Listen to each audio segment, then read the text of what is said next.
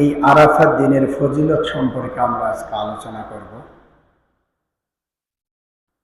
কোরআনুল কারিমে সূরা মাইদার ৩ নং আয়াতে আল্লাহ বলেছেন যে আল-ইয়াউমা আকমালতু লাকুম, আজ তোমাদের জন্য দিনকে পূর্ণ করে দেওয়া হবে। ধর্মকে আল্লাহ জাল্লা জালালুহু আমাদের জন্য পূর্ণ করেছেন। এই আয়াতটা নাজিল হয়েছে কোথায়? এই আয়াতটা নাজিল হয়েছে রাসূলুল্লাহ সাল্লাল্লাহু আলাইহি সাল্লাম যখন আরাফার ময়দানে ছিলেন, তার জীবনের সর্বশেষ হজ। তো আল্লাহ তাআলা কি বললেন? আরাফার ময়দানে এই আয়াত নাজিল করে জানায় দিলেন যে আজ দিনকে পরিপূর্ণ করে দেওয়া হবে। তো আল্লাহ তাআলা আমাদের জন্য দিনকে পরিপূর্ণ করেছেন আরাফার ময়দানে। তার মানে দিনকে এমনভাবে একটা কমপ্লিট করেছেন যে কিয়ামত পর্যন্ত ইসলামে নতুন করে ঢোকার মতো কোনো কিছু আছে? মানে ধর্মে কিয়ামত পর্যন্ত নতুন কোনো কিছু ঢুকবে না, অর্থাৎ ধর্ম পূর্ণাঙ্গ হয়ে গেছে, ইসলাম পূর্ণাঙ্গ হয়ে গেছে। কোন দিন? ওই আরাফার ওই দিনেই আল্লাহ আয়াত নাজিল করেই জানাই দিয়েছেন এটা সর্বশেষ আয়াত। আল্লাহ নাজিল করে জানাই দিলেন যে আজকে তোমাদের জন্য দিনকে পূর্ণাঙ্গ করে দেওয়া হবে। এই কমপ্লিট এই ইসলামে কিয়ামত পর্যন্ত নতুন করে কোনো কিছু ঢুকবে না। আবার কমপ্লিট এই ধর্মে কিয়ামত পর্যন্ত নতুন করে যা আছে, মানে নতুন করে কোনো কিছু সেখান থেকে বাহির হবে না। বুঝতে পারছেন? নামাজ ৫ ওয়াক্ত ফরজ হয়েছে আরাফাতের এই আয়াত নাজিলের আগে। তার মানে নামাজ কয় ওয়াক্ত থাকবে? কিয়ামত পর্যন্ত ৫ ওয়াক্ত থাকবে। কখনো নামাজ ৪ ওয়াক্ত হবে না, কমবে না। আবার নামাজ তো ভালো জিনিস, এই ৫ ওয়াক্তের জায়গায় আর ১ ওয়াক্ত বাড়াইলাম, ৬ ওয়াক্ত বললাম, ভালো জিনিস তো। এশার নামাজ পড়ি, এশার পর থেকে ফজর পর্যন্ত একটা লং টাইম। এখন কেউ যদি মনে করে এই লং টাইম, যেহেতু এই মাঝখানে আমি তো রাত্রে শুইতে শুইতে দেরি করি, যে রাত ১১টা বাজে, ১১টায় আর একটা অক্ত নামাজ পড়লে পরে শুই, হবে? কেন হবে না? নামাজ তো ভালো জিনিস। বলেন হবে না কেন? এখন তাসবিহ তাহলিল সব বাদ দেন, শোনেন কি বলি। এটা হবে না কেন? নামাজ তো ভালো জিনিস, ভালো জিনিস। আর এক ওয়াক্ত বেশি পড়লাম, বেশি সওয়াব হবে। হ্যাঁ,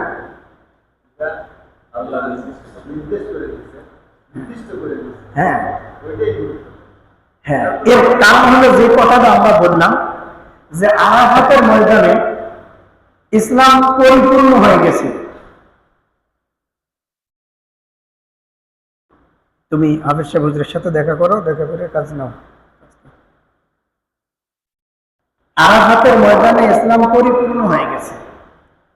এই পরিপূর্ণ ইসলামে নামাজ কত ওয়াক্ত ছিল? ৫ ওয়াক্ত ছিল। কিয়ামত পর্যন্ত ৬ ওয়াক্ত হওয়ার কোনো সুযোগ নাই।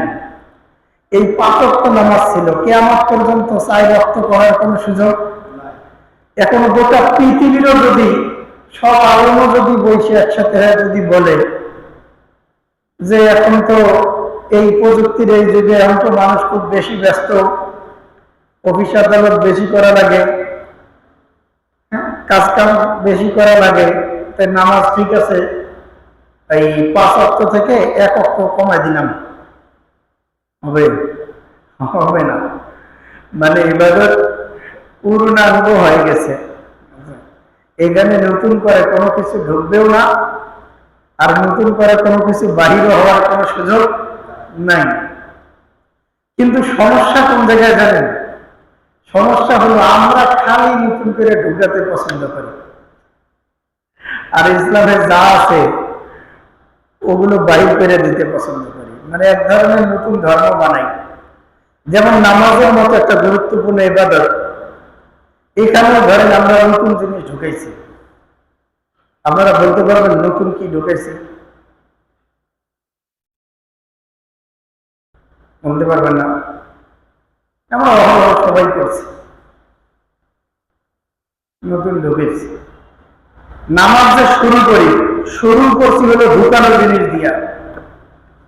নামাজ শেষ যে করি, শেষও করি হলো মানুষের বানানো জিনিস দিয়া। অবাক হয়ে যাবেন, নামাজের মতো গুরুত্বপূর্ণ ইবাদত সেটাকে ঢুকানো দিয়ে শুরু করছি, মানুষের বানানো দিয়ে শুরু করছি। নামাজটা শেষও করছি কি মানুষের বানানো জিনিস দিয়ে, নাউযুবিল্লাহ। কিন্তু সব জিনিস ঢুকেছি বা কমাইছি, ধর্মের নামেই ঢুকেছি কমাইছি, মানে খুব ভালো জিনিস মনে করেই কিন্তু ঢুকেছি, আবার ভালো জিনিস মনে করেই কিন্তু কমাইছি। খুব গুরুত্বপূর্ণ কথা শুনছি ভাই, বুঝতে পারছেন? অবাক হয়ে যাবে। আর ধর্মে কোনো ভালো জিনিস, যত ভালো জিনিস হোক, এই কমপ্লিট ধর্মে ঢুকানো গুনাহ, এই কমপ্লিট ধর্ম থেকে বাহির করা কি গুনাহ। বিদআত মানে গুনাহ, কত বড় গুনাহ, ভয়ঙ্কর গুনাহ। কত বড় গুনাহ বলে জাহান্নামে যাওয়ার মতো গুনাহ। কার কথা এটা? আল্লাহর নবী এই কথাটা বলছেন। কারণ কি, ধর্মে যত সুন্দর আমল হোক, ধর্মের নামে নতুন বানানো আবিষ্কার করা, সেটাকেই বলে বেদাত। আর বেদাতের কথা নবীজি কি বলছে? কুল্লু বিদআতিন দালালাহ, প্রত্যেকটা বেদাতই হলো গুমরাহি।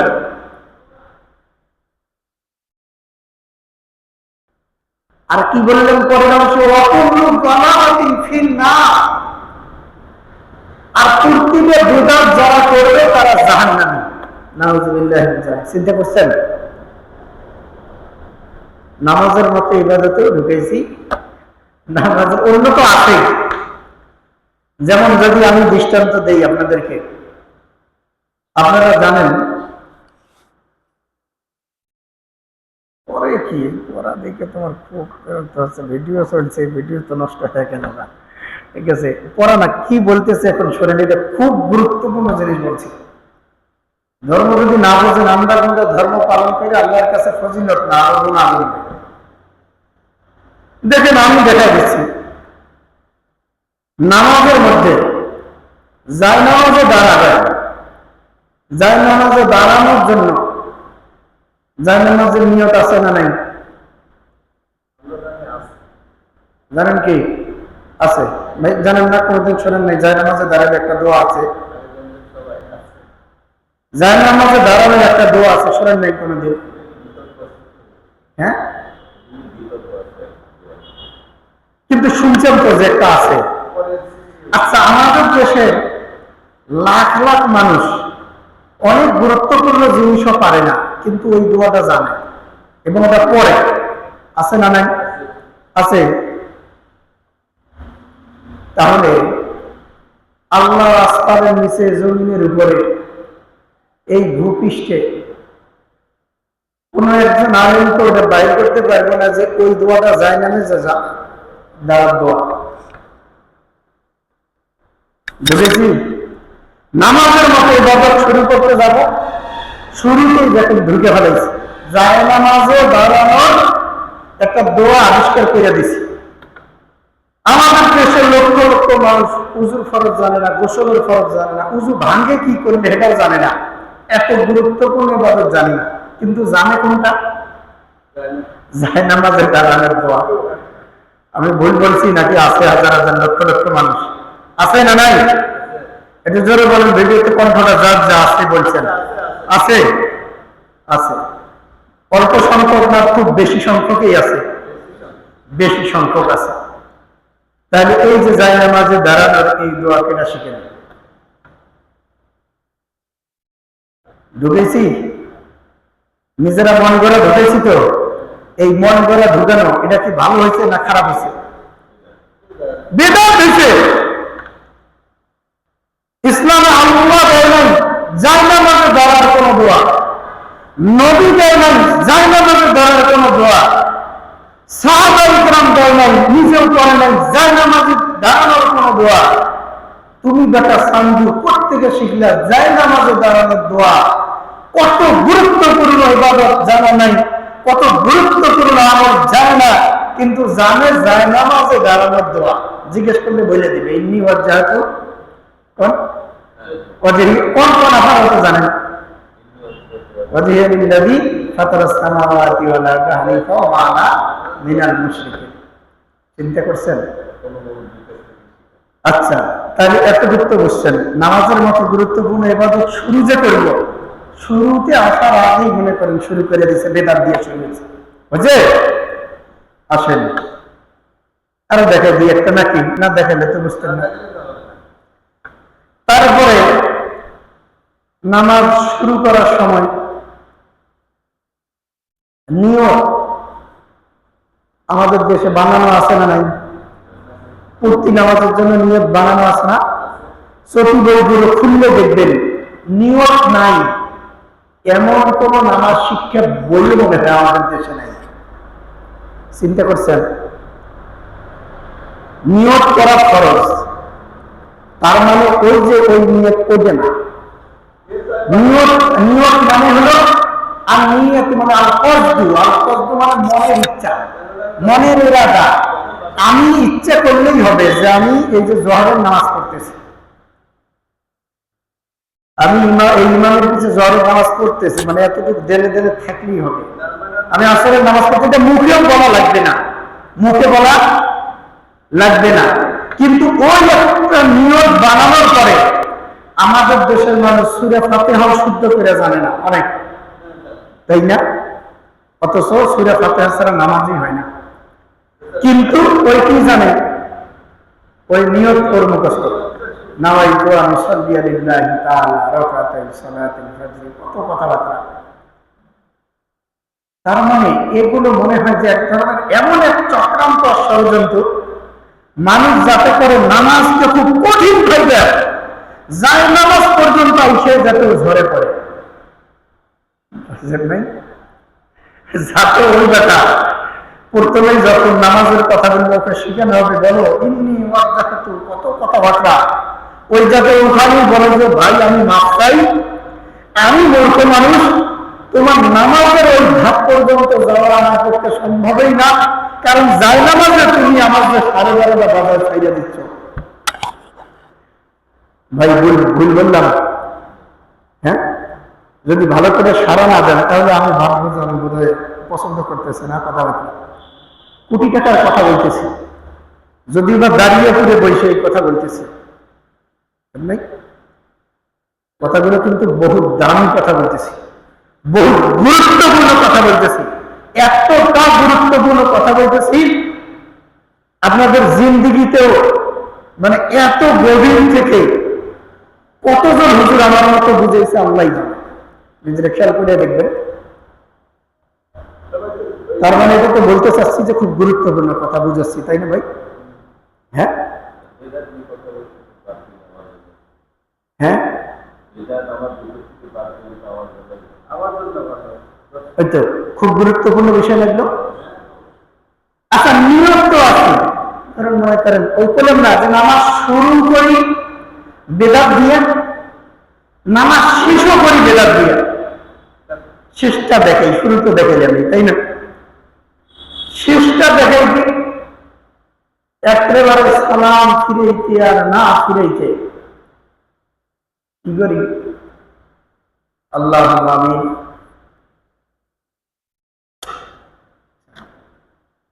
আমরা ছোটবেলা, এখন একটু কমছে, ছোটবেলা খুব বেশি পরিমাণে দেখতাম, দেখি ময় মুরব্বীরা 2 রাকাত করতে পড়তেছে,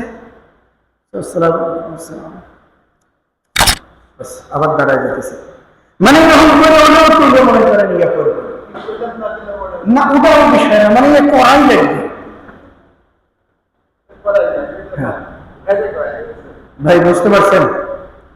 হ্যাঁ, অর্থাৎ ফরজ নামাজের পরে যে এই যে সম্মিলিত ভাবে এই মুনাজাতটা করি, প্লাস মুনাজাতকে জরুরি মনে করি। জরুরি মনে করি বুঝলাম কিভাবে? বুঝলাম ওইভাবে, বাংলাদেশে কোন এক মসজিদের হুজুর যদি ওই সম্মিলিত মুনাজাতটা না করে, হুজুরের 12:30 বাজার দেওয়ার প্রবণতা আছে না নাই? হ্যাঁ, চাকরি যদিও বা হুজুরদের সামনে আমি চাকরি শব্দটা ইউজ করি না, এটা ইসলামে করাও যাবে না, যদিও বা অনেকে করে। ঠিক আছে, চাকরি শব্দ হচ্ছে চাকর থেকে, বুঝতে পারছেন? চাকরি শব্দটা আসছে চাকর থেকে। আর যদিও বা পরে চাকরি শব্দ যদিও বা একটা সম্মানার্থেও যদি ব্যবহারও করে থাকে, কিন্তু চাকরির মধ্যে এই শব্দের এই অর্থ আছে যে চাকরি মানে অধীনস্থতা। একজন ইমাম অধীনস্থ, মুসলমান সব ইমামের কাছে অধীনস্থ। পৃথিবীর কোন ইমাম কারোর কাছে অধীনস্থ নাই, না মুসলমান, না সভাপতি, না কমিটি, না কেউ। কারণ কি জানেন? কোন অধীনস্থের পিছনে নামাজ হয় না। এখন কথা হলো যে ওই যে হুজুর যে হাদিয়া নেয়, মাসিক যে একটা বেতন নির্দিষ্ট আছে, বেতন নির্দিষ্ট আছে মানে কি? এটা গভীর একটা কথা বলে দিই, এগুলো কথা পাবেন না সচরাচর।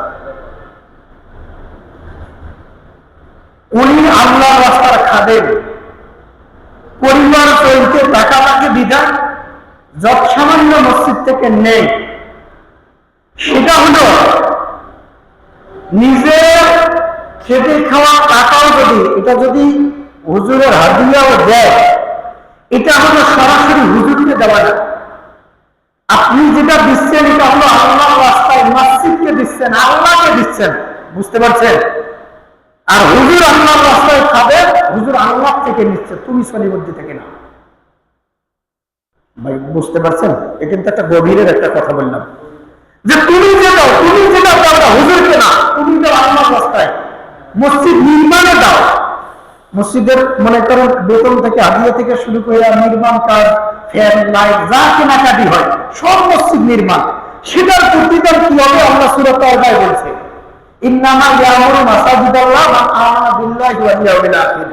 যারা আখিরাতকে বিশ্বাস করে, আল্লাহকে বিশ্বাস করে, মসজিদ নির্মাণ করে এবং আল্লাহ ছাড়া কাউকে ভয় পায় না। ওয়ালা ইয়াখশা ইল্লাল্লাহ, আল্লাহ ছাড়া কাউকে ভয় করাও যাবে না। ফাআসাউলাইকা ইয়াকুনু মিনাল মুহতাদিন, এরাই হলো হেদায়েত প্রাপ্ত। আর হেদায়েত প্রাপ্ত যারা, ওরা কই যাবে? জান্নাতে যাবে। ওগুলো তুমি মসজিদে দাও, ওগুলোর প্রতিদান আল্লাহ থেকে নিবা, আল্লাহ দিবে। মান বানা লিল্লাহি মাসজিদান বানাল্লাহু লাহু বাইতান ফিল জান্নাহ, যে মসজিদ বানায় সে যেন জান্নাতে তার নিজের জন্য ঘর বানায়। এরকম অনেক ফজিলত আছে তার জন্য, বুঝতে পারছেন বিষয়টা? এই জন্য একটা জিনিস মনে রাখবেন, হুজুরের সামনে কখনো চাকরি শব্দ ইউজ করা যাবে না। এই জিনিসটা, এই গুণটা হুজুরও জানে না অনেক, বুঝলেন না? হুজুর ভাবে আমি তো বেতন নেই, হুজুর এরকম কাসুমাসি করে। কাসুমাসি তোকে কে বলছে মসজিদে করে খাইতে হবে? শুধুমাত্র তোমার উপার্জন মসজিদে করে খাইতে হবে, এই মনোভাব তোমাকে নিতে কে বলছে? যার কারণে হচ্ছে কি, হুজুর ভাবে বুঝি অধীনস্থ, ওই যে বেতন দেয়, ঠিক আছে, ওর মতো আপনি বলেন বা সভাপতি ভাবে বলে দেয়, আমি টাকা দিই তার মতো। বুঝতে পারছেন? এগুলো দুইটা ভাবনা, দুইটাই হারাম। আর এমন ভাবনা থাকলে তা ওই হুজুরের পিছনে নামাজ হয় না। বুঝতে পারছেন কথাটা? এটা এই মাসলাটা সবাই জানে যে অধীনস্থর পিছনে নামাজ হয় না। এটা কি আজকে সৌদিতে যান, দেখেন আলেমের মানে ইমামের অবস্থা দেখেন। একজন ইমাম যে নেতা, এটা আবার আমরা বাঙালি জানি না মানে নেতা, কিন্তু কার্য করলে বাঙালি হয়ে যাবে না। নামাজই হয় না। নামাজ হবে কোথেকে? কারণ ইমামকে অধীনস্থ ভাবো, আর ইমামও ভাবে বুঝি আমিও অধীনস্থ, ওর নামাজ শেষ। এজন্য আলহামদুলিল্লাহ আমরা কখনো অধীনস্থ ভাবি না। আমাদেরকে যদি কেউ অধীনস্থ ভাবতে আসে, ওখান থেকে শেষ। তোমার কথা বলি, আমি জন্য মসজিদে আসার আগে বলছি তো মসজিদের কন্ডিশন কিন্তু এলাকা ভিত্তিক, এলাকার 2-5 টাকা সুৎখোর ঘুষখোর সবাই টাকা দিয়ে চালায়, আর হুজুরের উপর যা কর্তৃত্ব খাটায় ও মসজিদের গুল্লি মারি, আমরা মসজিদেরই আমরা কোনো কাজ করি না। ভাই বুঝতে পারছেন, এটা তো অনেক দুঃখ আছে। এখন সারা বাংলাদেশ এখন বাংলাদেশ সারা দেশ করলে আমার ভালো কি তো অনেক আমল দেখাইছি, ভুল করে সারা দেশ ভুল করে কি যায় সাথে যে দেখেছি না যে এই সবে কদর, সবে কদর এই দেশের সবে কদর কয় তারিখ? কয় তারিখ ভাই কন্যা কেন? এই 21 তারিখ। বাংলাদেশের সবে কদর কয় তারিখ? 27 তারিখ না? তোমাকে এই অধিকার দিচ্ছে 27 তারিখে সবে কদর নির্দিষ্ট করে, পুরা জাতি বিভ্রান্ত হয়ে যাচ্ছে। এ বাঙালি কখনো সবে কদর পায় না, এটা মনে রাখবেন, মোস্ট অফ দা বাঙালি। কারণ কি? এরা নির্দিষ্ট তারিখ ঠিক রাখে, 27 সেই ইবাদত জায়গা সারা রাত জায়গা থেকে শেষ হতে পারে, 21 তারিখে সবে কদর হয়ে গেছে, হতে পারে 23 হয়ে গেছে, হতে পারে 25 হয়ে গেছে, নাই হতে পারে 27 যাচ্ছে, 27 না হয় নাই, 29 হবে, কিন্তু হয়ে গেছে ওরও তোমার খবর নাই, হয়তো বা হবে 29 তারও খবর নাই। তোমাকে কে প্রত্যেকে বুঝাই দিছে এদেশের হুজুরেরও সবে কদর শেষ, এদেশের খেজুরেরও সবে কদর শেষ। আরে এদেশের রাষ্ট্রের কথা তো আরো বাদ দেন, এই রাষ্ট্র ব্যবস্থা আনতে হবে এই কোরআন, তাও তো আবার বুঝবেন না। এই রাষ্ট্র ব্যবস্থা আসতে হবে এই কোরআন। এই রাষ্ট্র ব্যবস্থায় কোরআনের আইন কি আছে? ধর্ষকের মৃত্যুদণ্ড হবে, পাথর মেরে ওকে হত্যা করা হবে। আর রাষ্ট্র ব্যবস্থায় কি আছে?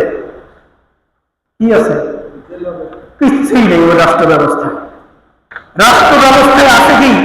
রাষ্ট্র ব্যবস্থায় আছে ধর্ষক যদি ধর্ষণ করে ওর কোনো বিচার টিচার নেই না, সাক্ষী ইসলামে থাকা লাগবে, ওটা বিষয় না। এখানে ট্রাইব্যুনাল সাজানো আছে, ট্রাইব্যুনাল সাজানো।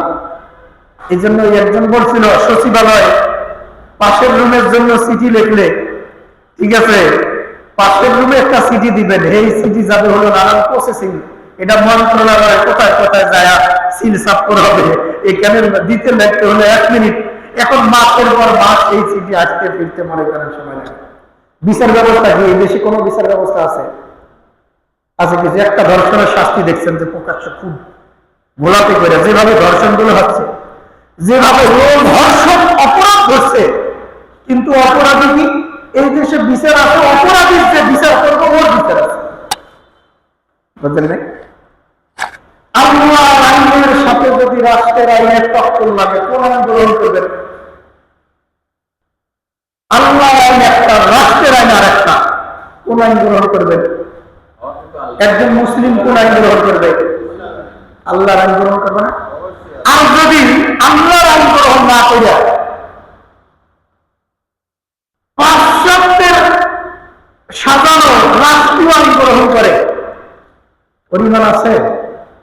আপনি গভীরভাবে দেখেন, একদিকে আল্লাহর আইনের কাছে পিতা মাতার আদেশও মানা যাবে না, জানেন না? লা তাআতা লিমাখলুকিন ফি মাসিয়াতিল খালিক। আল্লাহর আইনের বিপরীতে যদি পিতা মাতা আদেশ করে ওই আদেশও মানা যায়। আর কোথায় পেশাব করে পানি নেয় না, সেই রাষ্ট্র মনে করা তৈরি করে দিচ্ছে, সেই রাষ্ট্রটা কি করবে? যাক, ওই রাষ্ট্রের কথা বলছেন দেখে কথা ভিন্ন প্রসঙ্গে আবার চলে গেছে, ঠিক আছে? তাহলে আমরা কোন কথায় ছিলাম? নামাজের শুরুতেও বেদাত দিয়ে শুরু করি, নামাজ শেষেও বেদাত দিয়ে শুরু করি। আর আরাফাতের ময়দানে আয়াত নাযিল করে আল্লাহ জানায় দিয়েছে, নবী হে, আল-ইয়াওমা আকমালতু লাকুম দীনাকুম, তোমাদের জন্য আমি আল্লাহ ইসলামকে আজকে আরাফাতে এই 9 জিলহজের এই দিনে কমপ্লিট করে দিলাম। সুবহানাল্লাহ। কিয়ামত পর্যন্ত কমপ্লিট এই ইসলামে ঢুকানো যাবে না। সরিষা পর্যন্ত কোনো ইবাদত ঢুকানো যাবে না। আর কমপ্লিট করেছেন আল্লাহ যা দিয়া, যা কিছু আছে সেখান থেকে একটু পরিমাণ বাহির করা যাবে না। বুঝছেন? আল্লাহ যেটা সৃষ্টি করেছেন তার ভিতরে হলো আচ্ছা, এবার আসেন, কিন্তু আমাদের দেশ করুণ একটা অবস্থা, তাই না? আমরা খালি ঢুকে যেতে পছন্দ করি, আর যারা ঢুকে মনে করবেন তারা মূল জিনিস থেকে বাইর হবে। এজন্য যারা বেদাত বেশি করে এরা দেখবেন এরা মূলে থাকে না, এরা শাখা প্রশাখা নিয়ে নব আবিষ্কৃত জিনিস নিয়ে মনে করেন বেশি পড়ে থাকে। অনেক দেখেন না নামাজ রোজা ভাত ধরে না, কিন্তু কিসে মিলাদের খুব ভক্ত আছে না? ইয়া নবী খুব দাঁড়ায়, মিলাদ এগুলোর খুব ভক্ত। আবার দেখবেন ওই যে নামাজের যেগুলো ধার ধারে না, এরাই কিন্তু বেশিরভাগ মনে জাতেরও পাবে, বুঝলেন নাই? হুজুরদের ডিস্টার্ব বেশি করেই তো এরা ধর্ম জানে না, কিছুই বোঝে না, মনে করে না। তো যার এজন্য এই আরাফাতের ময়দানে আল্লাহ আমাদের ইসলামটাকে কমপ্লিট করে দিয়েছেন, সুবহানাল্লাহ। এবার আসেন এই আরাফা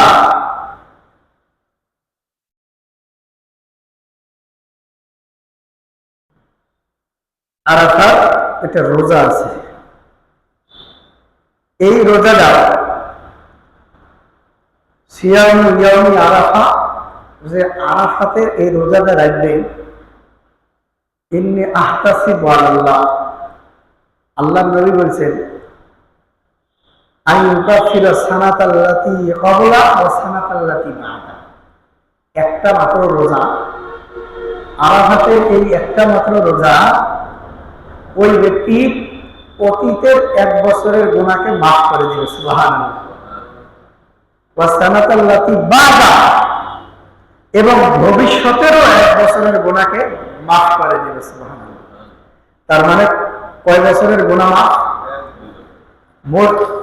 মোট কত বছর? 2 বছরের গুনাহ মাফ হবে। আচ্ছা, এবার দেখেন এই একটা রোজা যদি ভালো করে করা হয়, এটা মুসলিম শরীফের 1162 নম্বর হাদিস। এই একটা রোজা যদি ভালো করে করা হয় তাহলে কয় বছরের গুনাহ মাফ হবে? 2 বছরের। এখন জীবনে যদি 60 বছর হায়াত পাই, গুনাহ মাফ কত বছরের?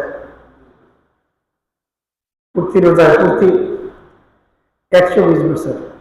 যখন নাবালেগ তখন তো এমনি গুনাহ নাই, বালেগে শুরু হয়েছে রোজা শুরু করছে, ধরে প্রতি বছর করিয়া গেছে, তাহলে 60 বছর হায়াত পাইলে 120 বছর অগ্রিম আরো 60 বছরের গুনাহ অলরেডি সে মাফই করে নিল। দেখছেন কি গুরুত্বপূর্ণ পয়েন্ট, একদম নবীজির সরাসরি কথা। হ্যাঁ, মুসলিম শরীফের হাদিস 1162 নম্বর হাদিস।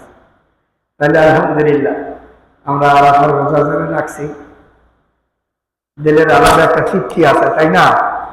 আমি আলহামদুলিল্লাহ, আমাদের বাড়িতেও আলহামদুলিল্লাহ সবাই করে একদম রমজানের মতো একটা গুরুত্ব সহকারে রোজা রাখছে।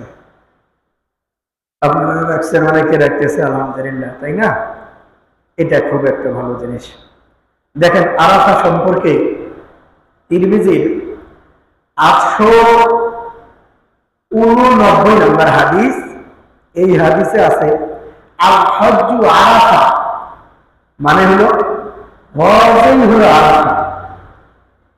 আরাফাটা, আরাফার ময়দানে অবস্থান করা, এটা কত গুরুত্বপূর্ণ যে এই আরাফার এই দিনটাকেই হজ বলা হয়েছে। চিন্তা করছেন? এমনই ভাবে দেখেন এই আরাফা সম্পর্কে আরো আপনাদেরকে শোনাই দিচ্ছি। এই আরাফার এই দিনে আল্লাহ তাআলা অনেক পরিমাণ মানুষকে জাহান্নাম থেকে মুক্তি দেয়, সুবহানাল্লাহ। যে বছরের অন্য কোন সময় একদিনে এত পরিমাণ মানুষকে আল্লাহ কখনোই মুক্তি দেয় না, সুবহানাল্লাহ।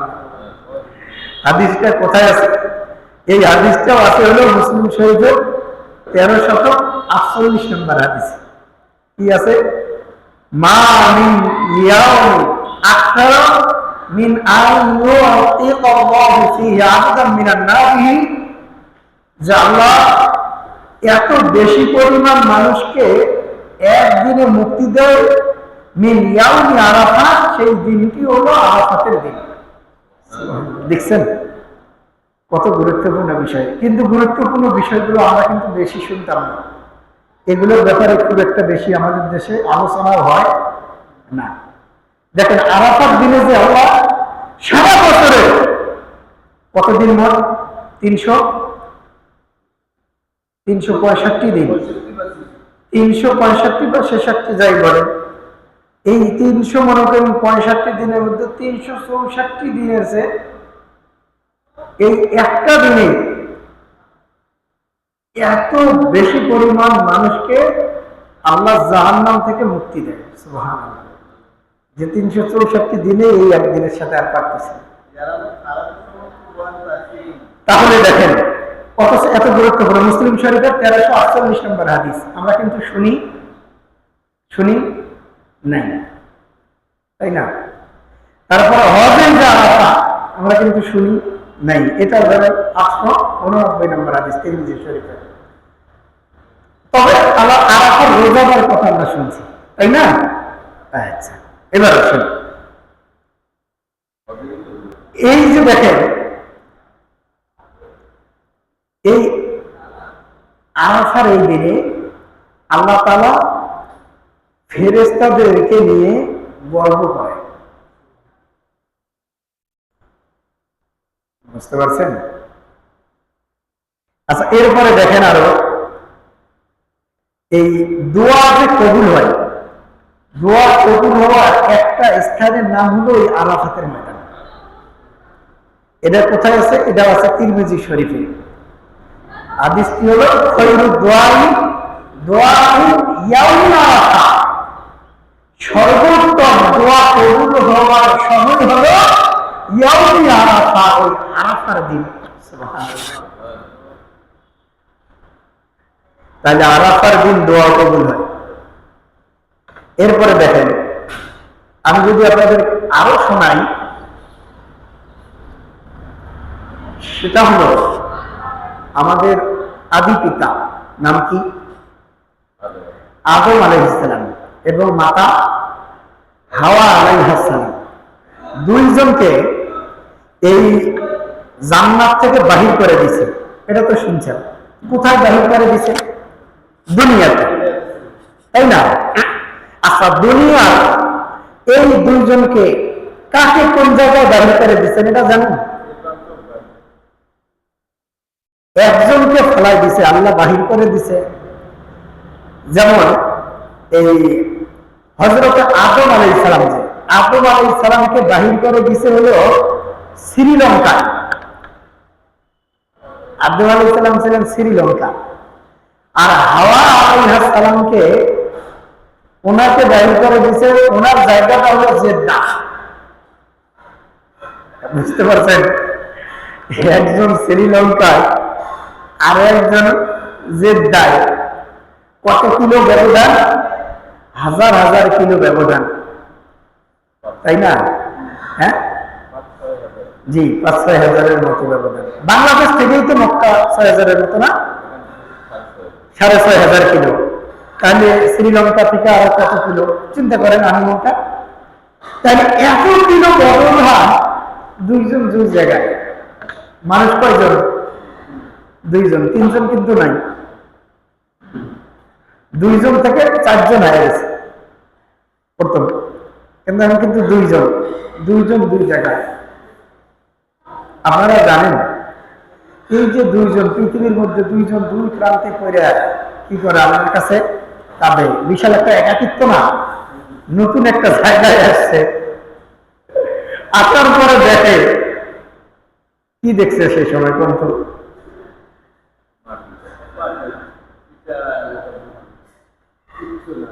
কোনো মানুষ নাই, কিচ্ছু নাই। এখন এই অনুভূতিকে কোরআন হাদিসে ব্যক্ত করা এভাবে নাই যে তখন হাওয়া আলাইহিস সালাম কি অনুভূতি দিয়েছিল, মানে কি কি দেখছেন বুঝতে পারছেন? কিন্তু এটা তো আমরা অনুভব করতে পারতেছি ওনারা কষ্টে আছেন, দুইজন দুই জায়গায় কষ্টে আছেন। এটা অনুভব খালি না, এটা আমরা শিওর হয়েছি কেন? ওনারা বারবার ক্ষমা চাইছেন, যে শব্দ ক্ষমা চাইছেন আল্লাহ ওই শব্দকে কোরআনে নোট করে দিচ্ছেন, ব্যাপক কান্নাকাটি করছেন। এগুলো কিছু দুর্বল রেওয়ায়েত বর্ণনা আসছে, ঠিক আছে, আমরা সহিহটাই আলোচনা করি, যেটা কোরআন এবং ডাইরেক্ট সরাসরি হাদিসে আছে। ওই আজগবি কিসসা কাহিনী দিয়ে লাভ নাই, তাই না? কিন্তু কথা হলো কত বছর ওরা কান্নাকাটি করছে, এটা সুস্পষ্ট, দিন তারিখ কোরআনেও নাই, হাদিসেও বলা নাই। তবে অনেক ঐতিহাসিক এটা ধারণা করছেন, তার আমার কথা সঠিক হতে পারে, ব্যাঠিক হতে পারে, তো সঠিক না। কেউ বলছেন, কোন কোন বর্ণনায় আছে 40 বছর একাকি দুইজন কান্নাকাটি করেছে। কত বছর? 40 বছর। আর কোন বর্ণনায় আছে 200 বছর। চিন্তা করছেন, 200 বছর একাকি একজন জেদ্দায় কাঁদে, আরেকজন কোথায় কাঁদে? শ্রীলঙ্কায় কাঁদে। কিন্তু যতদিনই হোক শ্রীলঙ্কা থেকে জেদ্দা দুইজনের সাক্ষাৎ দিতে তো অনেক তো ঘোরাফেরা হতে করছে, তাই না? কোন তোর বর্ণনা নাই যে ডাইরেক্ট তুলে নিয়ে যায় সাক্ষাৎ করাইছে, একটা লং টাইম গেছে, এটা অনুমান করা যায়।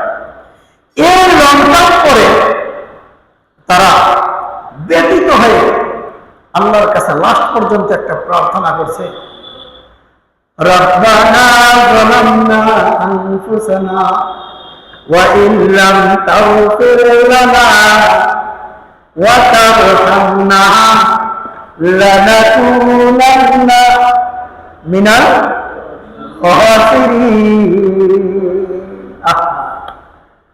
হেরা বলতেছে আল্লাহর কাছে, রব্বানা যালামনা, আল্লাহ আমরা জুলুম করছি, আনফুসানা, নিজেরা নিজেদের উপর জুলুম করছে। জুলুমটা কি? বলতে পারেন জুলুম কি? জুলুমটা হলো জান্নাতে থাকছিল, আল্লাহ কোনটা নিষেধ করছে? সব খাও, ওই ফলটা ওলা তাকরাবা হাদিহি সাজারা, ফল খাইও না। নিষেধাজ্ঞা আছে ওলা তাকরাবা হাদিহি সাজারা, ওই ফল খাওয়াতে দূরের কথা, ওই গাছটার নিচেও যাবে না। বুঝতে পারছেন? নিচে গেলে কি হবে? ফাঁকা কিনা মিনা দেওয়া দিবেন, তোমরা জানি হওয়া। আর ওই যে ফলের গাছের কাছে গেছে, এটা জানি হচ্ছে, এই জন্য এখানে দোয়া উল্লেখ করতেছে, জলার না। আমরা কি করছি? জুলুম করছি, জানি হচ্ছে আল্লাহ আনফুসানা, নিজেদের উপর।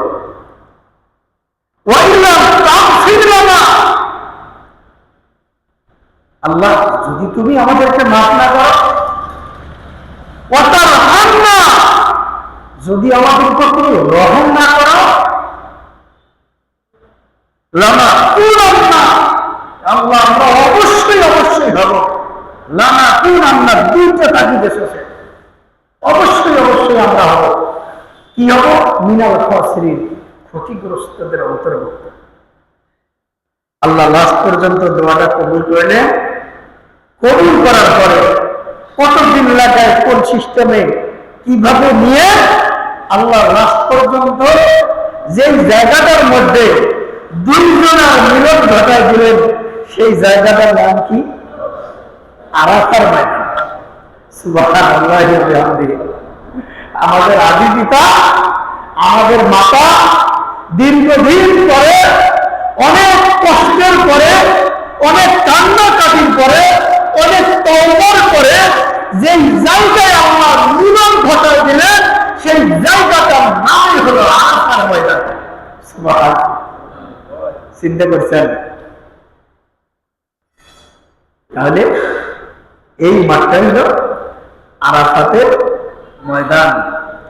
এখন আসেন, এবার আমরা একটা জিনিস আলোচনা করব। আমরা ভিন্ন আরেকটা জিনিস এবার আলোচনা করছি। সে জিনিসটা হলো, আপনারা জানেন আরাফার ময়দানে আল্লাহর নবী রাহমাতাল লিল আলামিন একটা ভাষণ দিয়েছেন, যেই ভাষণটাকে ইতিহাসে বলে কি বিদায় হজের ভাষণ। বিদায় হজের ঐতিহাসিক ভাষণ। এই ভাষণ নিয়েও কিছু আলোচনা করা যায় তো নাকি? খারাপ লাগতেছে? খারাপ লাগতেছে? তাহলে এই বিদায় হজের ভাষণে আল্লাহর নবী কয়েকটা কথা খুব গুরুত্ব সহকারে বলছেন। একটা কথা তো এই বিদায় হজের ভাষণে, মানে ওই বিদায় হজের ভাষণে এই আয়াতটা উল্লেখ করছেন। তার আগে ওহী নাজিল করে নবীজিকে জানানো হয়েছে যে ইসলামটা আপনার উপর কমপ্লিট করে দেওয়া হবে।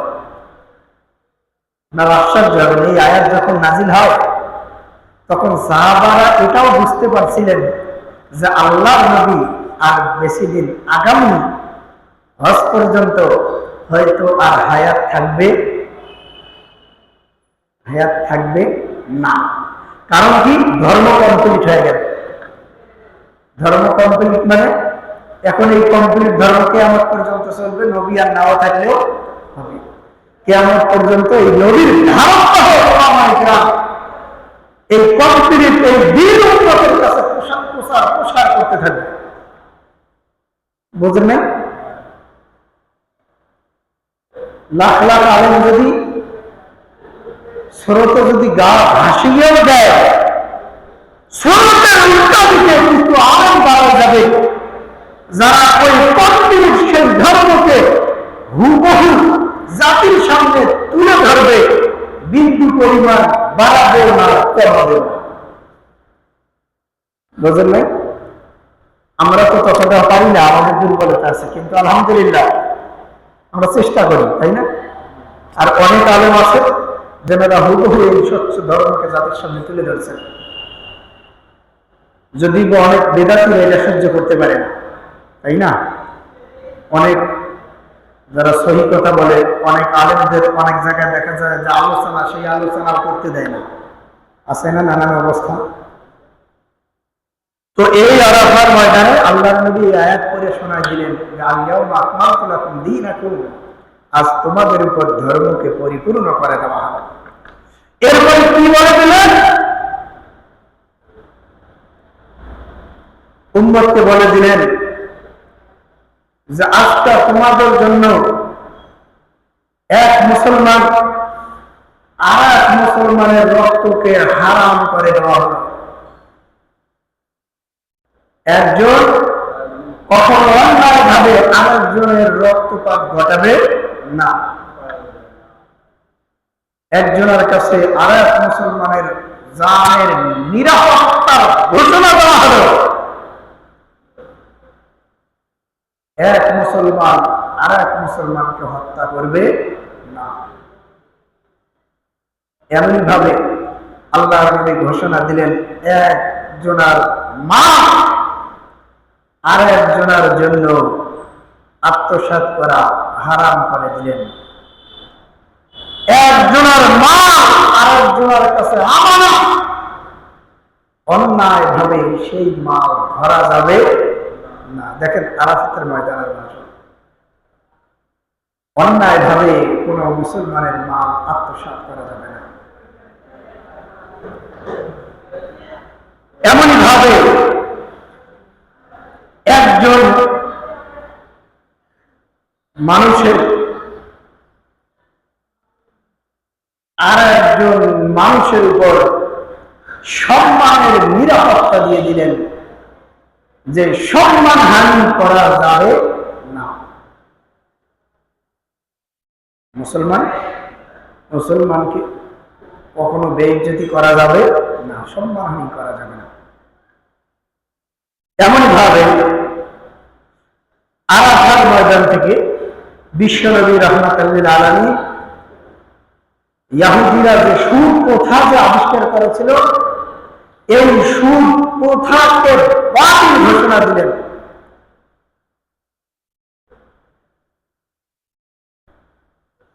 এমনই ভাবে বিশ্বনবী রহমতুল্লাহ আলাইহি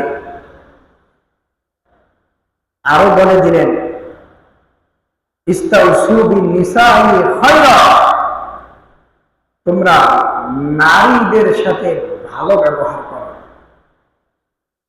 যে নারীদের ব্যাপারে মুসলিম শরীফের হাদিস, ফাত্তাকুল্লাহা ফিন-নিসা, 1218 নম্বর হাদিস, যে তোমরা নারীদের ব্যাপারে ভয় করো। এর মানে নারীদের সাথে ভয় করো মানে কি? তাদের সাথে অসৎ আচরণ করো না, তাদের সাথে খারাপ ব্যবহার করো না, নারীদের সাথে দুর্ব্যবহার করো না।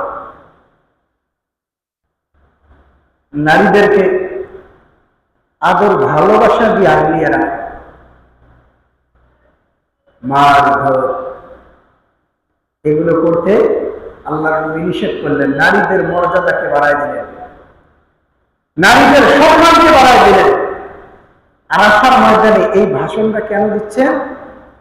কারণ ইসলাম আগমনের পূর্বে নারীদের কোনো সম্মানই ছিল না, দাস দাসীর মতো ব্যবহার করত। কন্যা সন্তান জন্মগ্রহণ করাকে লজ্জাজনক মনে করত। আমি যদি ছোট্ট একটা ইতিহাস আপনাদেরকে শোনা দেই, আল্লাহর নবীর একজন সাহাবী ছিলেন দাহিয়াতুল কলবি। এই দাহিয়াতুল কলবি রাদিয়াল্লাহু তাআলা আনহু একবার আল্লাহর নবীর কাছে বর্ণনা করছেন যে, ইয়া রাসূলুল্লাহ, ইসলাম গ্রহণ করার পূর্বে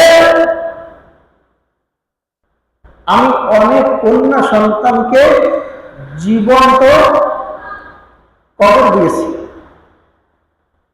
দাহিয়াতুল কলবি বলে, ইয়া রাসূলুল্লাহ,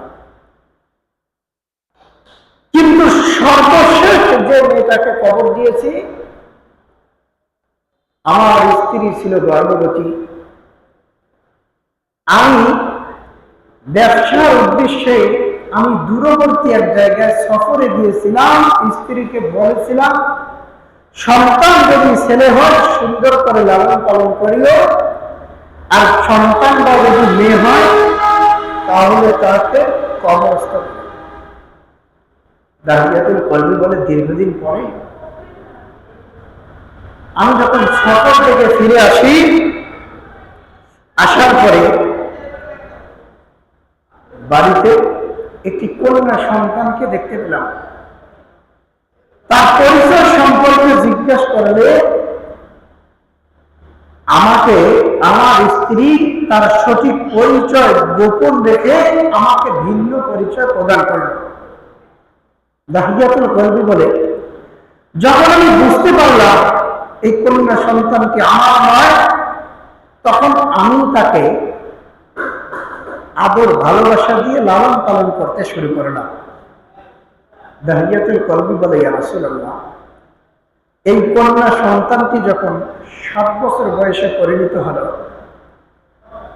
তখন আমার স্ত্রী ভাবল যে আমার স্বামী যেহেতু কন্যা সন্তানটিকে আদর ভালোবাসা দিচ্ছে, মায়া করছে, মায়ার বন্ধনে আবদ্ধ হয়ে পড়েছে, আমি যদি আমার কন্যা সন্তান সম্পর্কে সঠিক পরিচয় তুলে ধরি, হয়তোবা স্বামী আমার এই কন্যা সন্তানের প্রতি আরো বেশি ভালোবাসা বাড়ায় দিবে। এই ভাবনা নিয়ে আমার স্ত্রী আমাকে বলে দিল যে এই কন্যা সন্তানটি অন্য কেহ নয়, সন্তানটি আপনার এই ওরসজাত করবে। এবার দাহিয়াতুল কলবি বলে, যখন আমি বুঝতে পারলাম এই কন্যা সন্তানটি আমারই ওরসজাত কন্যা, তখন আমি আস্তে করে আমার চাদরের নিচে একটি কোদাল নিলাম। আমার স্ত্রীকে বললাম, আমার কন্যা সন্তানটিকে সাজায় দাও, তাকে তার নানার বাড়ি থেকে বেড়ায় নিয়ে আসি। আমার কন্যা সন্তানটিকে আমার স্ত্রী সুন্দর করে সাজায় দিল।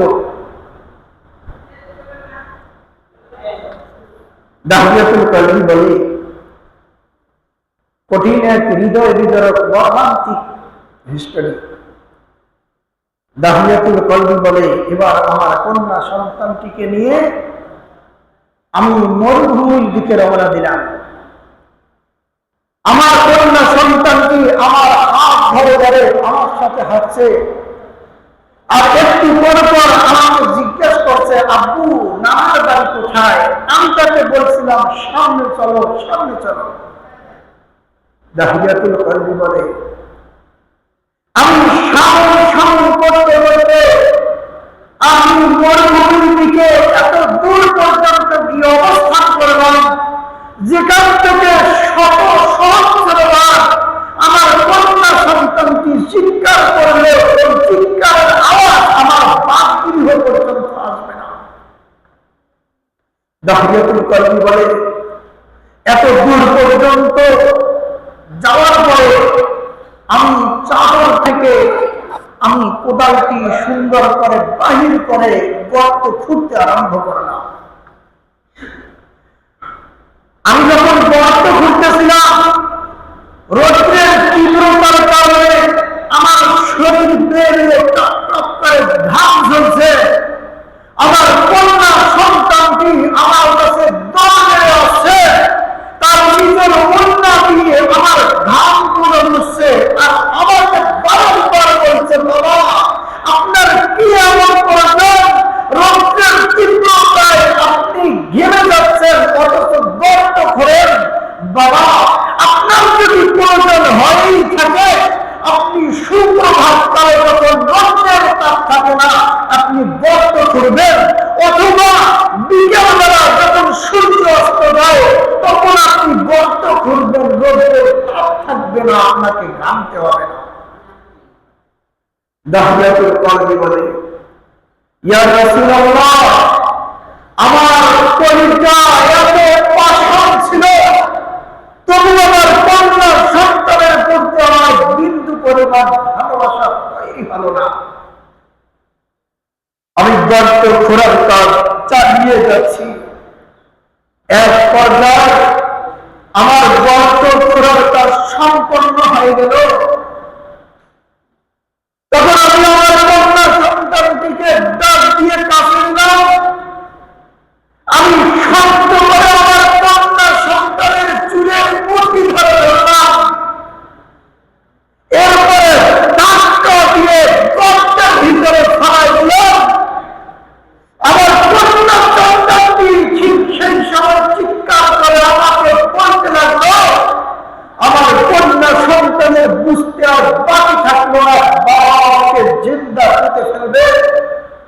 আমার সন্তানকে মিষ্টি শুনে আমাকে ডাক দিচ্ছিল, আর আমাকে বলতে লাগলো, আমার কারণে যদি আপনার ইজ্জত সম্মান নষ্ট হয়, আমাকে আস্তার মধ্যে ছেড়ে দিন, এই রাস্তা দিয়ে আমি রওনা দিব। খোদার কসম করে বলি, কোনদিনের জন্য আপনার বাপ ভবনের দিকে আসা তো দূরের কথা, ফিরেও তাকাবো না। দাহিয়াতুল কলবি বলে, আমার হৃদয় এতটা পাষাণ ছিল যে আমি আমার সন্তানটিকে গর্তে নিক্ষেপ করার পরে আমি উপর থেকে মাটি দিতে আরম্ভ করলাম। আমি যখন মাটি দিতে আরম্ভ করলাম, আমার সন্তানটি আব্বু আব্বু বলে চিৎকার করছে, তবু আমি মাটি দেওয়ার কাজ চালিয়ে যাচ্ছি। এক পর্যায়ে মাটির নিচে আমার সন্তানটি পড়ে গেল। আমার সন্তানটি শেষ নিঃশ্বাস ত্যাগ করে পৃথিবীর মায়া ছেড়ে আখরাতের পথে পাড়ি দিল। দাহিয়াতুল কলবি বলে, ইয়া রাসূলুল্লাহ, আমি একজন মাটি কবরটাকে পুরা ফুলফিল মাটি দিয়ে আমি পূর্ণ করে দিলাম। আমি গর্তটিকে পূর্ণ করে ফেললাম। আমি যখন সেখান থেকে ফিরে আসছি, সেদিন তখন থেকে আমার কন্যা সন্তানটির আব্বু আব্বুটা আমার কলিজায় বারবার লাগছে। আজ পর্যন্ত আমার কন্যা সন্তানটিকে ভুলতে পারছি না। আল্লাহর নবী চোখের পানি ছেড়ে দিলেন। বিশ্বনবী দাহিয়াতুল কলবিকে বলে দিলেন, দাহিয়াতুল কলবি রে, তুমি যতদিন জীবিত থাকবো আমি নবীর স্বপ্নের দিকে আসবো না, কারণ আমার স্বপ্নে তুমি বললে তোমার কন্যা সন্তানের স্মৃতি আমার মনে পড়বে, আমি নবী সেই স্মৃতিকে ভুলতে পারবো না। এতটা নারীদেরকে এতটা অবহেলা করা হতো, সেই সমাজে সেই প্রথাকে ভেঙে দিয়ে ইসলাম নারীদেরকে অধিকার দিল। এই জন্য আল্লাহর নবী আরাফার ময়দানে ভাষণ দিলেন, খায়রুকুম লিনিসাইহিম, তোমাদের পুরুষদের মধ্যে ওই পুরুষই হলো সর্বশ্রেষ্ঠ পুরুষ, যে পুরুষকে তার স্ত্রী সাক্ষ্য দেয় যে আমার স্বামী একজন আদর্শবান। সুবহানাল্লাহ, চিন্তা করছেন? যে পুরুষের স্ত্রী সাক্ষ্য দিবে যে আমার স্বামী ভালো স্বামী, বুঝতে হবে সেই স্বামী ভালো স্বামী। আল্লাহর নবী আরাফার ময়দানে এজন্য ঘোষণা দিয়ে দিলেন যে তোমরা ফাত্তাকুল্লাহ ফিন নিসা, নারীদের ব্যাপারে আল্লাহকে ভয় করো, নারীদের সম্মান দাও, নিজেরা যা খাবা তাই স্ত্রীকে খাওয়াও, নিজেরা যেমন ভালো পোশাক পরবা ভালো পোশাক স্ত্রীদেরকে পরাও। এভাবে আরাফাতের ময়দানে এই বিদায় হজের ভাষণে আল্লাহর নবী রাহমাতাল লিল আলামিন নারীদেরকে সম্মানিত করলেন। এবার আসেন আরাফাতের ময়দানে আল্লাহর নবী রাহমাতাল লিল আলামিন আমানতকে রক্ষা করার কথা বললেন। তোমাদের কাছে যদি আমানত থাকে অন্য ভাইয়ে, এই আমানতের খেয়ানত করা যাবে না। দাস দাসীদের সাথে ভালো ব্যবহারের কথা বললেন এবং দাস দাসীদেরকেও কষ্ট দেওয়া যাবে না। আল্লাহর নবী আরাফাতের ময়দানে এই বিষয়গুলোকে তুলে ধরলেন। সাথে সাথে মুসলিমদের মাঝে ভ্রাতৃত্বের বন্ধনে মুসলমানদেরকে আহ্বান করলেন। বিশ্ব নবী রাহমাতুল লিল আলামিন বলে দিলেন, আল মুসলিমুনা কা জাসাদিন ওয়াহিদ, তোমরা গোটা পৃথিবীর সব মুসলমান হলো একটা শরীরের মতো। সুবহানাল্লাহ, একটা দেহের মতো। একটা দেহের যদি কোনো এক অংশ আক্রান্ত হয় তাহলে পুরা শরীর ব্যতীত হয়, কি হয় না? সারা শরীর ব্যতীত হয়। শরীরের কোনো একটা অঙ্গ যদি আক্রান্ত হয় তাহলে সেই ব্যথায় পুরা শরীর ব্যতীত হয়। আল্লাহর নবী বলে দিলেন, গোটা বিশ্বের সব মুসলমান হলো একটা দেহের মতো। গোটা পৃথিবীর যে কোনো প্রান্তে একটা মুসলমান যদি আক্রান্ত হয়, একটা মুসলমান যদি অমুসলিমের পক্ষ থেকে রক্তাক্ত হয়, তাহলে গোটা বিশ্বের মুসলমানরা ব্যতীত হবে। এটাই ইসলাম।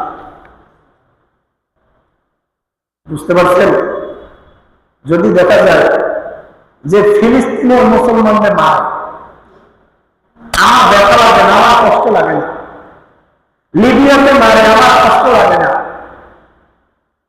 কাশ্মীরে মারে, ভারতে মারে, আমার কষ্ট লাগে না। চিরমুখে মারে, আমার কষ্ট লাগে না। ইরানে মারে, আমার কষ্ট লাগে না। আমি নানান অজুহাত তালাশ করি, ওরা তো অমুক, ওরা তো তমক, ওরা তো শিয়া, ওরা তো সুন্নি, ওরা তো অমুক, ওরা তো তমক, এই সেই ব্যাখ্যা করি, আমার কষ্ট লাগে না। তাহলে মনে রাখতে হবে যে তুমি মুসলমানের কাতারেই পড়ো না। তুমি মুসলমান হলে তো তোমার কষ্ট লাগবে। কোরআনুল কারীমের সূরা হজেও 10 নম্বর আয়াত আল্লাহ বলছেন, ইন্নামাল মুসলিমুনা ইখওয়া, ইন্নামাল মুমিনুনা ইখওয়া, মুসলমান হলো ভাই ভাই। বুখারী 2442 নম্বর হাদিস, হাদিসে আছে, আল মুসলিমু আখুল মুসলিম, মুসলমান মুসলমানের ভাই। এক ভাই আক্রান্ত হচ্ছে, তোমার কিছু লাগে না, মানে তুমি মুসলমানে না। মুসলমান হলে তো মুসলমানের ব্যথায় তুমি ব্যতীত হইতে। তাহলে বিদায় হজের ভাষণে আল্লাহ গোটা দুনিয়ার মুসলমানদেরকে ভ্রাতৃত্বের বন্ধনে আবদ্ধ করে দিলেন। আল্লাহ নবী একটা দেহের সাথে তুলনা করলেন। এজন্য গোটা বিশ্বের মুসলিমের উপর দরদ ভালোবাসা থাকার দরকার আছে না নাই? আছে। আল্লাহ আমাদেরকে কবুল করুন, আমিন। এবার আসেন বিদায় হজের ভাষণে 5 নম্বর আরেকটা বিষয়, কোরআন সুন্নাহকে আল্লাহ নবী আঁকড়ে ধরতে বলছেন যে তোমাদের মাঝে যদি যে কোনো বিষয় যদি দ্বিধাদ্বন্দ্ব লাগে, আল্লাহ নবী বলে দিলেন, ও মুসলমানদেরকে আল্লাহ নবী বলে দিলেন যে তাহলে তোমরা একটা কাজ করবা, সে কাজটি হলো আমি নবী তোমাদের কাছে সমাধানের জন্য 2টা জিনিস রেখে যাচ্ছি। একটা জিনিসের নাম হলো যদি 2টা জিনিস আঁকড়ে ধরতে পারো, পশ্চিম কালেও তোমরা গোমরা হবে না। সুবহানাল্লাহ। 1 নম্বর জিনিস হলো কিতাব আল্লাহ, আল্লাহর কিতাব এই কোরআন। 2 নম্বর জিনিস হলো সুন্নাত রাসূলি, আল্লাহর নবীর সুন্নাত হাদিস। কোরআন এবং হাদিস কয়টা জিনিস আঁকড়ে ধরতে হবে? বিদায়ের ভাষণে আল্লাহর নবী 2 জিনিস আঁকড়ে ধরতে বলছেন, কিন্তু আমরা এই 2 জিনিস আঁকড়ে ধরি না, ভিন্ন জিনিসের দিকে দৌড়াই, যার কারণে গোমরাহি আমাদেরকে ছাড়ে না। বুঝতে পারছেন? এবার আসেন 6 নম্বর, আল্লাহর নবী আরো বিদায়ের ভাষণে ঘোষণা দিলেন, বংশ জাতিগত অহংকার করা যাবে না, বংশীয় অহংকার চলবে না। এই কথা আল্লাহ নবী বললেন, লা ফাদলা লি আরাবিয়্যিন আলা আজাবিয়্যিন, অনারবের উপর আরবের কোন ধরনের শ্রেষ্ঠত্ব নাই।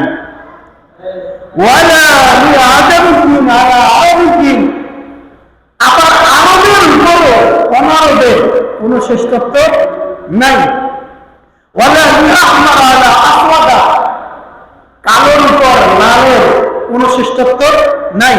ওয়ালা লি আসওয়াদা আলা আহমার, আবার লালের উপরও কালোর কোন শ্রেষ্ঠত্ব নাই, রঙেরও কোন শ্রেষ্ঠত্ব নাই। বুঝেন নাই? বংশেরও কোন শ্রেষ্ঠত্ব নাই। শ্রেষ্ঠত্ব আছে কি? ইল্লা তাকওয়া। একটা জিনিসের মধ্যে শ্রেষ্ঠত্ব আছে, সেই জিনিসের নাম হলো আল্লাহর ভয়, তাকওয়া। সুবহানাল্লাহ। আল্লাহ নবীর বিদায়ের ভাষণ শোনাচ্ছি, এইভাবে হয়তো কোনোদিন বিদায়ের ভাষণ শোনেন নাই। আমি কি ভুল বলছি? আমি কি ভুল বলছি? শুনলে শুনতেও পারেন, কিন্তু খুব কম। এখন তো আর ভুল বলি নাই। এবার আছে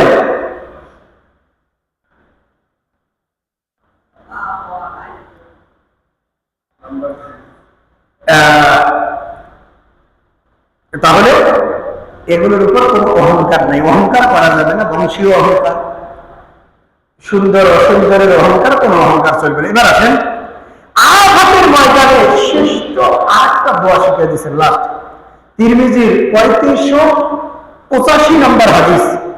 এই হাদিসে কি আছে? আফজাল মা কুনতু আনা ওয়া নাবিয়্যুনা মিন ক্বাবলি, আমি এই দোয়া করি, আমার পূর্ববর্তী সব নবীরা এই দোয়া করেছে। আরাফাতের ময়দানের ভাষণ কি সেই দোয়া? লা ইলাহা ইল্লাল্লাহু ওয়াহদাহু লা শারীকা লাহু লাহুল মুলকু ওয়া লাহুল হামদু ইউহয়ি ওয়া ইউমীত ওয়া হুয়া আলা কুল্লি শাইইন কাদির। এটা আমরা বেশি বেশি পড়া। যাই হোক, সম্মানিত উপস্থিতি, আজ আরাফার ফজিলত সম্পর্কে, আরাফার রোজার ফজিলত সম্পর্কে, আরাফার ভাষণ সম্পর্কে আমরা আলোচনা করলাম। আল্লাহ জাল্লা জালালুহু আমাদের সবাইকে সঠিক কথাগুলো জানার, বোঝার আমাদের তৌফিক দান করুন। আমিন। ওয়া মা আলাইনা ইল্লাল বালাগ।